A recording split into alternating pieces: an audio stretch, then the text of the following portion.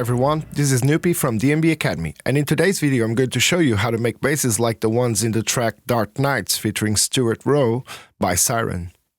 So this is the original track. Connect us.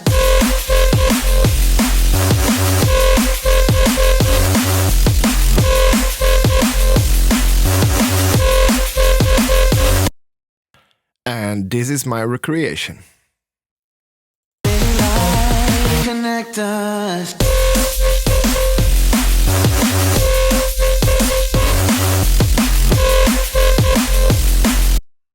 Also, before we get started with the video, make sure you get subscribed to the channel and keep notifications of our future videos. And if you want to support the channel, consider grabbing one of our products at dnbacademy.com. We have great preset packs, producer bundles made by pro artists like Icicle, Current Value, Abyss, Mastic, and many more, showing you how to make a track from start to finish with all project files, presets, samples, etc. included.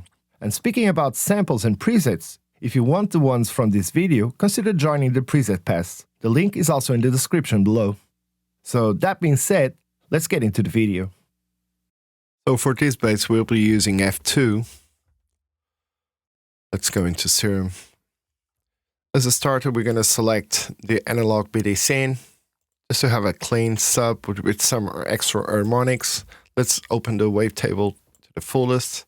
Of course lower 2 octaves so we get that sub sound. Okay, cool. And let's open 3 of unison so we get some width. Nice. From here now, let's do the modulation. Let's draw the modulation that the bass has. So let's switch this to envelope. Bring the rate down to 2 bars. And now let's just draw it.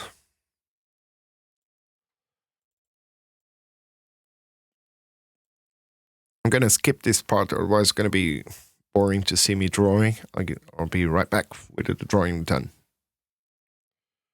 Okay, get back with the drawing done. And now let's assign the LFO1 to the level of oscillator A. That way we'll have this modulation. Cool. Continuing. Let's add now a little bit of FM to the bass. So let's open oscillator B, get the analog BDs in, and let's remove the level, right? Go to FM, put it up to 25%. Usually this is the amount that you actually start hearing something on the FM, depending on the wavetable, but around here is where it starts triggering, or at least to be noticeable, right? And let's again assign the LFO1 to the FM. Just a small amount, like 16.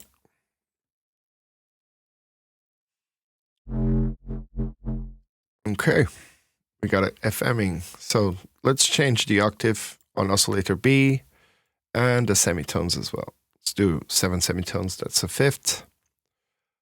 Also one thing, let's bring the randoms both down. That way it will start always in the same point and we'll do always the same modulation. So let's hear it.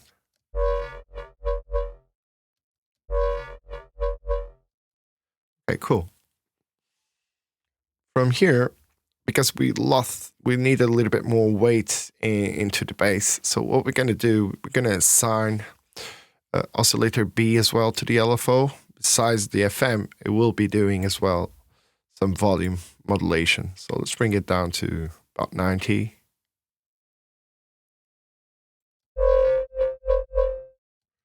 And let's bring this one a little bit down.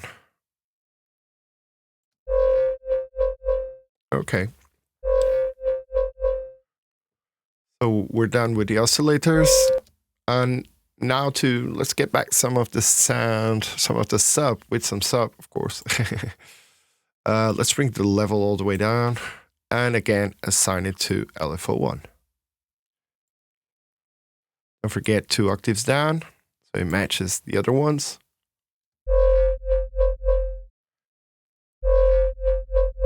Okay, here we got our sub now.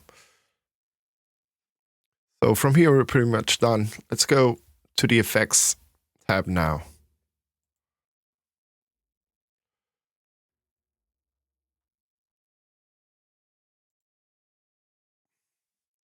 So let's start with some distortion.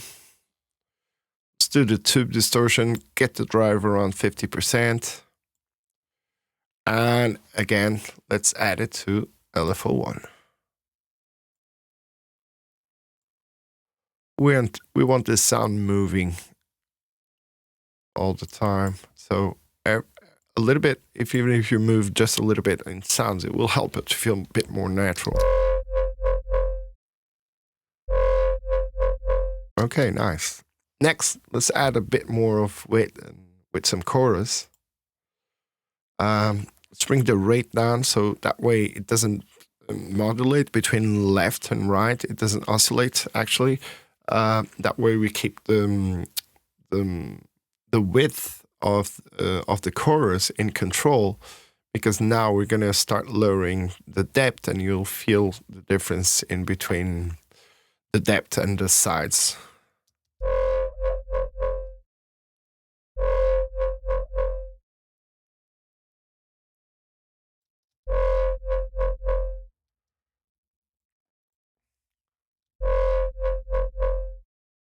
It's all about finding that sweet spot.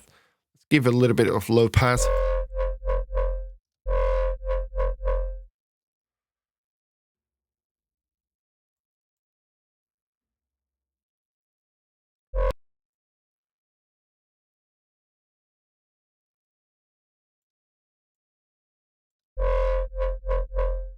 Gets a bit more bright. Okay, so from the chorus now, let's open an EQ. And let's reinforce a little bit the highs. So, and that will be around to 2500-ish. And again, let's assign the LFO1 to the gain. Let's set this to unipolar. Go to matrix, and this little arrow here, you can set it between unipolar and bipolar, right? So let's get to the oscillator. Oh, sorry. Let's get to the effects. And let's reduce the amount. That's too much, right? Forgot to change it to a bell. Otherwise, the frequency. Cool. And let's open a little bit the Q so it gets more. A little bit less.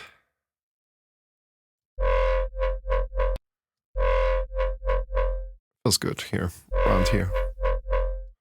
Okay, from the EQ, let's move this bit up. We're gonna get the compressor. So multiband compressor. Let's see the effect. Okay, let's get some of this stuff up. So let's bring the mids up. And also the sub, because it was getting really low.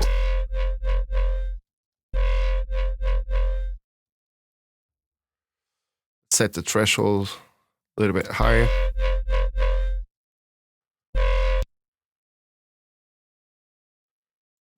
Around here.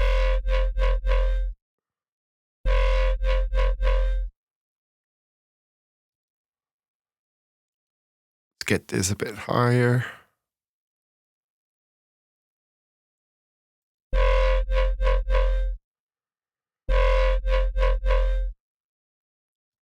Let's add a bit gain.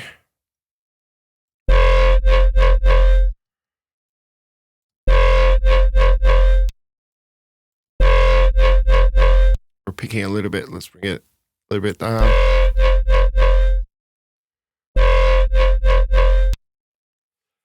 And then finally, let's give it a little bit of reverb so it gets a bit of space.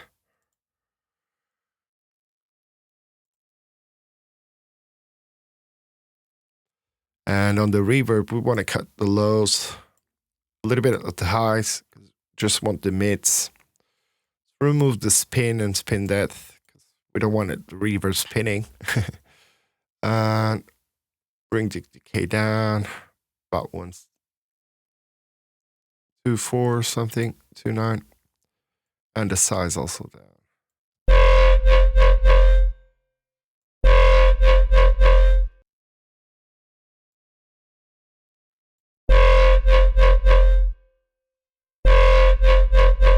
Okay, now we can adjust a little bit the waves here, so they fit, they match the other track. Feels pretty close to it. Let's bring maybe the size a little bit lower, up to 10%. So over here, it's pretty much done the design itself. Now, if you want, as you notice, the bass has different modulations, right? So if you want to change the modulation itself, let's do one thing. So I'm going to go to the matrix, right? And to all things assigned to LFO1, we're going to assign it to macro 1. So after we assign all this to macro 1,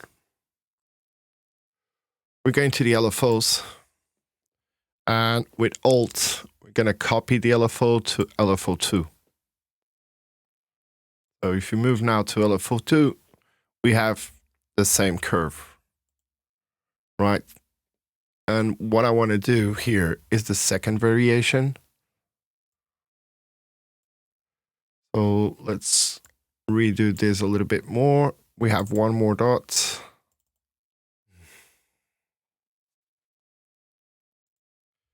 So now will be the tricky part, because we're going to have to assign everything that we have assigned to LFO1 into LFO2. So really quickly, let's go. We know we want 16 in FM and 80 in the level. So let's go FM, 16. And you can use this to make variations as well from other stuff, right? 80. On this one, we're about 90.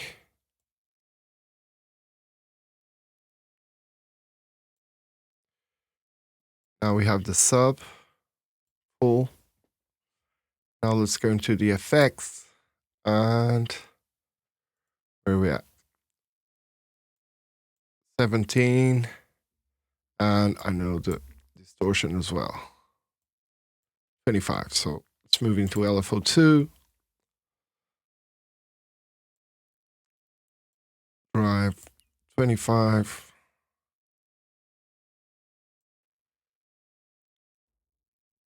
And the gain in EQ 17. Matrix.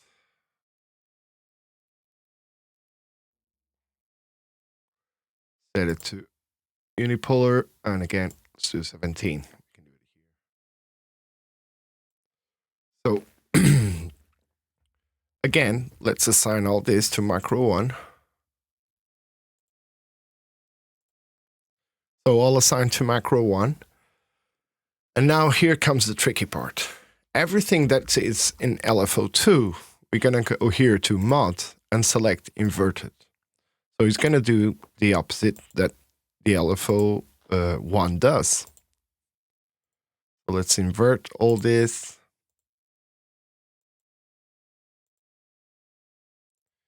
We should have 6, 1, 2, 3, 4, 5, 6 LFO2, right? So here's what happens now when we press play.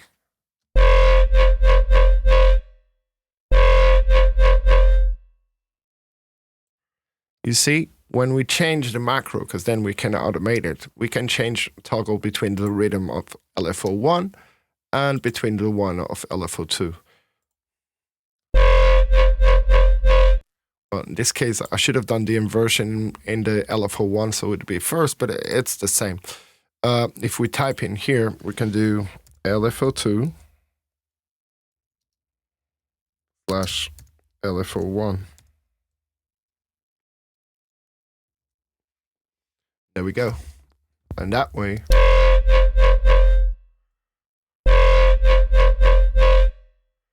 so we notice this one is too late. Probably must be shorter.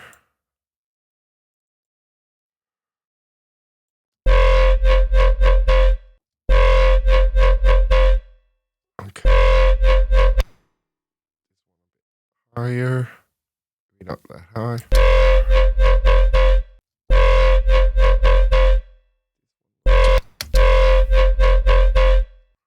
Okay. So it's all a matter of fitting then to the groove that we want. But this is a cool way of creating different patterns inside Serum in different LFOs. So that way you can do this by automation anyway. You just assign all the presets to the same macro as well. I could have done it that way, but I wanted to bring this way in order to be something different than usual that you do. And it's you can do it, and even that way you can, on different LFOs, you can do different drives and, well, different settings than exactly the same one for that specific pattern that you want to do, rhythmic pattern that you want to do. So that's the cool part about this method over here. One last thing that we can add, and we didn't, is like just a small pitch decay, right, on the bass. So let's go over here to LFO 3. Let's add an envelope. Bring it down here.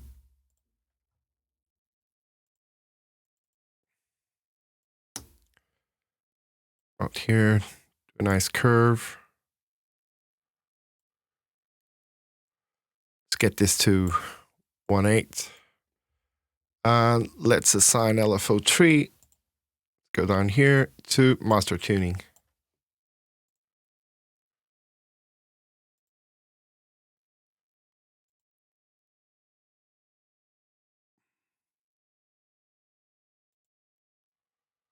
So we're in unipolar, all good. And now let's just give it a little bit. Whoops. We're not in master tuning. Are we?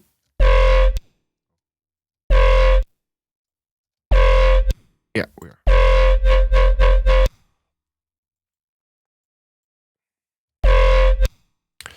Just want to add a little bit.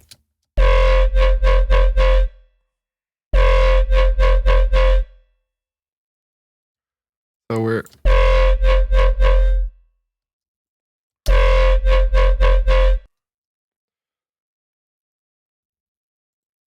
so after this, what we can add, because we're peaking a lot, right? So let's bring it down about 6 dBs.